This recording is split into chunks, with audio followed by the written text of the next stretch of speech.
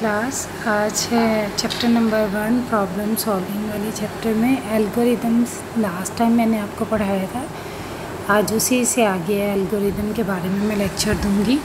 इसमें आज जो टॉपिक्स हम पढ़ेंगे, एफिशिएंसी ऑफ एल्गोरिदम के बारे में, difference between N algorithm and a flow chart, और टेस्ट डाटा के बारे में पढ़ेंगे कि टेस्ट डाटा क्या होता है, उसकी इम्पोर्टेंस क्या है और टाइप्स कितने हैं।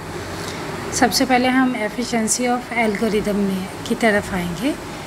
मैंने आपको एल्गोरिदम बताया था कि एल्गोरिदम किसे कहते हैं, step by step to solve a problem is called algorithm. ये हमने डेफिनेशन पढ़ी थी लास्ट लेक्चर में। आज हम बात करेंगे कि एल्गोरिदम को मज़ीद बेहतर कैसे बनाया जा सकता है, वो एफिशिएंसी ऑफ एल्गोरिदम में पढ़ेंगे। There can be more than one algorithms to solve the same problem.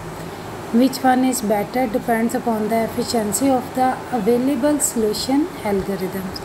Efficiency of an algorithm is measured on the basis of two matrices. Algorithm की एफिशिएंसी को देखना है। एफिशिएंसी से मुराद है कि हमारे पास अगर एक प्रॉब्लम है और उसके मल्टीपल सॉल्यूशंस हैं, तो उन मल्टीपल सॉल्यूशंस में से देखना है कि जो सबसे बेस्ट वन है उसे अडॉप्ट करना है। तो उसको चेक करने के लिए हमारे पास दो मेजरिंग पॉइंट है, एक है नंबर ऑफ़ स्टेप्स और दूसरा है space used in computer memory. Number of steps में आ जाता है कि ऐसा एल्गोरिदम चूज़ करना है जिसको लिखते हुए नंबर ऑफ़ स्टेप्स हमारे कम हों, यानी कि जिसको आप बना रहे हो, लिख रहे हो, तो उसके स्टेप्स कम से कम हों, वो एल्गोरिदम बेस्ट वन होगा एफिशिएंसी के हवाले से। और दूसरा हमने देखना है कि वो कंप्यूटर की मेमोरी में भी जगह कम से कम ले, यानी कि कंप्यूटर हमारे पास बहुत से एल्गोरिदम्स हैं एक प्रॉब्लम के, तो हमने उस प्रॉब्लम में के देखना है कि जो एल्गोरिदम कंप्यूटर की मेमोरी कम से कम अज्यूम्ड कर रहा है, कम से कम यूज़ कर रहा है, उस एल्गोरिदम को हम अडॉप्ट करेंगे। जैसे कि इनकी डेफिनेशंस भी सामने नज़र आ रही हैं आपको। नंबर ऑफ़ स्टेप्स के an algorithm is considered more efficient if it takes less number of steps to reach the result. और space used in computer memory, we have observed in algorithm that some data is stored in computer memory which is later used to give results. An algorithm using less space in computer memory is considered more efficient with respect to memory space. अभी मैंने आपको ये बताया था कि आपने देखना है आपके पास एक मसला है, उसको हल करने के कितने कौन से तरीके हैं। एक ही प्रॉब्लम को सॉल्व करने के मल्टीपल सॉल्यूशंस होते हैं। उन सॉल्यूशंस में से देखना है आपने एफिशिएंसी के हवाले से जो जिसके स्टेप्स कम हों, नंबर 1, और सेकंड क्या है, जो मेमोरी में भी स्पेस कम से कम अज्यूम्ड करें, उस एल्गोरिदम को हम चूज़ करेंगे। अब नेक्स्ट आपके सामने आता है difference between N algorithm and a flow chart. अब हम एल्गोरिदम और फ्लो चार्ट भी मैं आपको पढ़ा चुकी हूँ और एल्गोरिदम भी। अब इन दोनों के दरमियान में डिफरेंस निकालना है कि कौन सा दोनों में फ़र्क क्या है, मुआवजा करना है। अब difference between N algorithm and a flow chart is just like the difference between a story and a movie. वो कह रहा है कि एल्गोरिदम और फ्लो चार्ट में फ़र्क वाज़ेह करने के लिए ऐसे ही है जैसे एक स्टोरी हो या एक मूवी हो। As we have studied that a flowchart is a graphical representation of the process to solve a problem. जैसे कि मैंने आपको बताया था कि फ्लोचार्ट क्या है, किसी भी प्रॉब्लम को सॉल्व करने का ग्राफिकल रिप्रेजेंटेशन है, तस्वीरी इजहार। But N algorithm rights the same steps in a human understandable language. लेकिन एल्गोरिदम की डेफिनेशन मैंने बताई थी जो कि इंसानी लैंग्वेज को स्टेप बाय स्टेप सॉल्व करे, वो आपका एल्गोरिदम कहलाता है। ये थी दोनों की मेन डेफिनेशंस। अब हम बात करेंगे एडवांटेजेस फ्लो चार्ट की। फ्लो चार्ट को easily to draw, easy to understand problem solving है, इजी टू आइडेंटिफाई एरर्स है, easy to observe flow from one step to the other. ये थे इसके एडवांटेजेस के। फ्लो चार्ट को बनाना आसान है, किसी भी प्रॉब्लम को अंडरस्टैंड करना आसान है, अगर कहीं पर एरर आ जाए तो वो भी आइडेंटिफाई हो जाता है आराम से।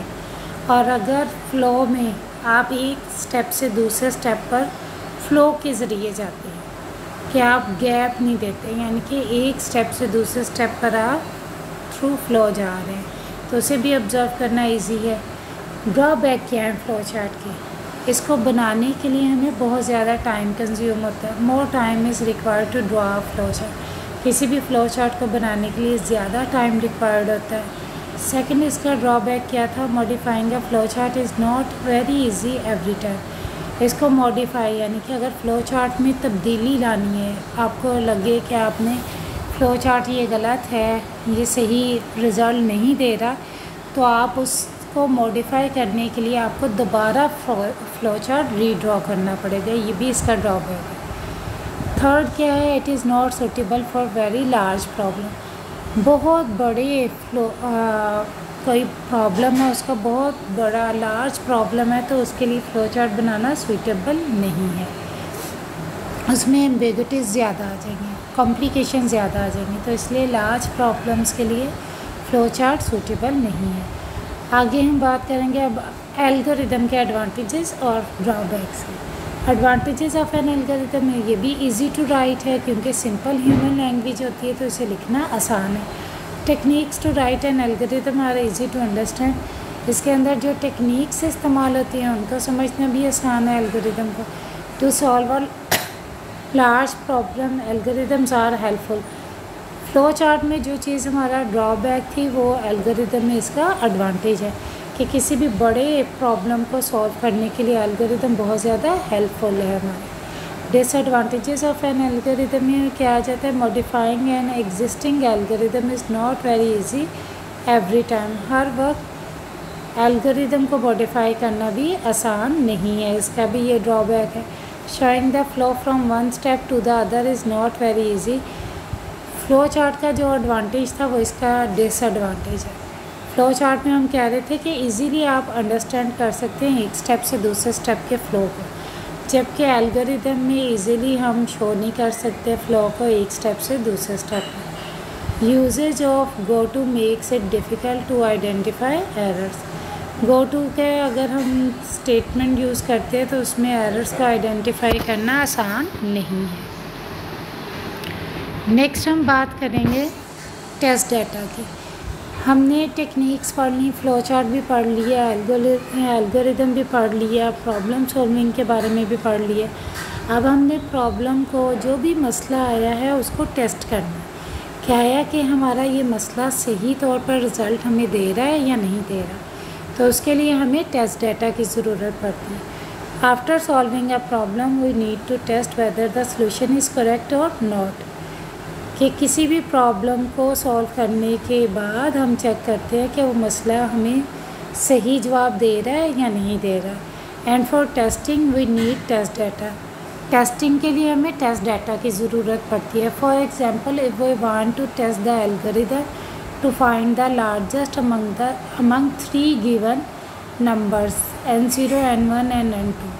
वो कह रहा है मिसाल के तौर पर आपके पास, आपने एक एल्गोरिदम लिखा था, 3 नंबर्स हैं, उन तीनों नंबर्स में से ग्रेटेस्ट फाइंड आउट करना है। तो हम इन तीनों नंबर्स को, देन वी नीड 3 वैल्यूज़, तो हम उन तीनों नंबर्स को 3 वैल्यूज़ असाइन करेंगे, जैसा कि आपके सामने स्क्रीन पर नज़र भी आ रहा है। These values can be positive, negative और 0। जैसे फर्स्ट टाइम हमने n0 को 5 दिया, n1 को 15 और n2 को 3, तो इन तीनों में लार्जेस्ट नंबर क्या है? n1। इसी तरह से अगर हम दोबारा वैल्यूज़ असाइन करेंगे, n0 को 27, n1 में -6 और n2 को 35, तो तब कौन सी वैल्यू ग्रेटर है? n2 वाली। अब अगर हम थर्ड टाइम वैल्यूज़ एंटर कर रहे हैं, n0 में 24, n1 में 0 और n2 में 11, अब कौन सी वैल्यू ग्रेटर है? n0। तो so for thinking about testing we also need to think about test data. आगे हम टेस्ट डाटा की बात कर रहे हैं, तो अब इसकी इम्पॉर्टेंस भी देखते हैं कि ये हमारे लिए कितना अहम है। Testing is essential two point out the defects and errors made during finding a solution to some problem. It helps in improving a solution. If one solves a problem and someone else uses that solution for commercial purpose, then the commercial activities depends upon the correctness of that solution. For example, if we develop a solution for finance management and some bank starts using it, then an error in their solution may result in a financial loss. For testing is important for a solution.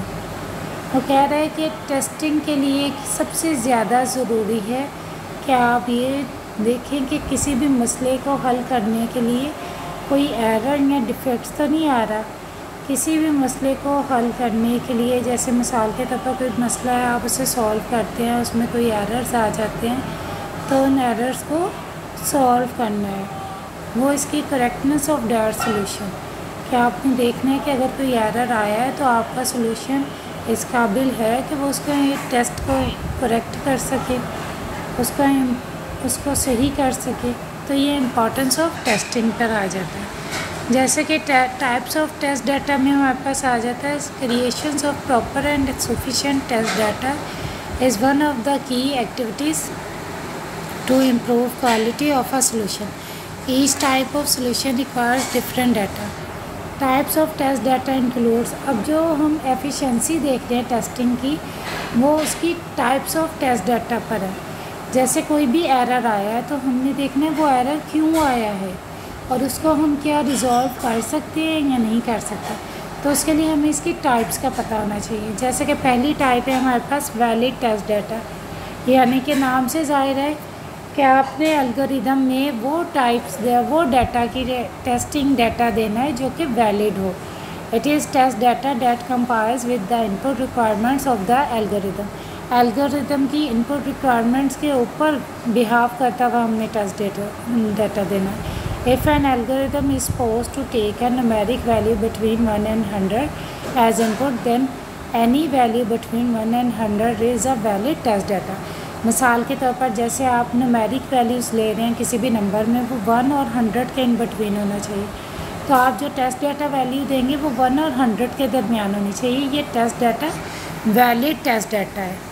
और invalid test data में क्या आ जाता है, इसी तरह मिसाल के तौर पर अगर 1 और 100 के दरमियान में वैल्यूज़ देनी है और आप वैल्यूज़ दे देते हैं 100 से अबव या 1 से बिलो, तो वो इनवैलिड टेस्ट डाटा में आता है। ये इसकी डेफिनेशन भी सामने नज़र आ रही है। It is the data that does not comply with the input requirements of an algorithm. क्या आप ऐसा डाटा देते हैं जो कि आपके एल्गोरिदम के इनपुट को कंप्लीट नहीं करता। It is necessary to make sure that the solution correctly works for invalid values. Show the relevant messages notifies the user that the provided input values are improper.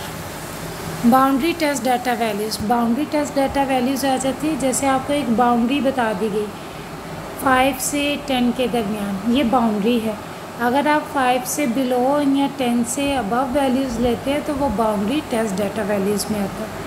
A solution is tested on extreme values. For example, to calculate interest, we can consider principal amount as 0 or a very huge amount, large amount.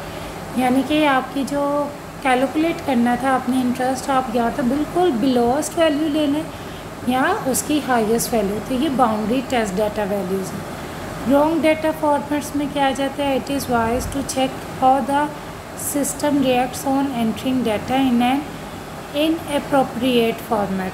For example, giving an alphabet as input when a numeric value is expected. Wrong data format में जैसे मिसाल के तौर पर आपने एक input data लेना था, न्यूमेरिक वैल्यूज़ लेनी थी इनपुट में, लेकिन आप उसमें अल्फ़ाबेट वैल्यू एंटर कर देते, तो ये क्या है, रॉन्ग डाटा फॉर्मेट में आता है। आगे है एब्सेंट डाटा। एब्सेंट डाटा नाम से ज़ाहिर है ऐसा डाटा जो कि मौजूद ही ना हो, उसे हम एब्सेंट डाटा कहते हैं। जैसे इसकी डेफिनेशन भी सामने नज़र आ रही है। It is also important to investigate that the solution still works if less number of inputs are given that expected. For example, if a system asked to enter driving license number, then everyone cannot provide this information. It is important to see how the system reacts in such situation. अब जैसे मिसाल के तौर पर वो कह रहा है कि ड्राइविंग लाइसेंस नंबर एंटर करो, तो हर किसी का तो ड्राइविंग लाइसेंस नंबर नहीं होता। ड्राइविंग लाइसेंस नंबर नहीं होता, तो वो कुछ लोगों के पास होता है, कुछ के पास नहीं होता। तो ये क्या है कि सिस्टम किस तरह से काम करेगा ऐसी सूरत हाल पर जहाँ पर उसे कुछ डाटा मिल रहा है और कुछ नहीं मिल रहा। Thanks for watching this video.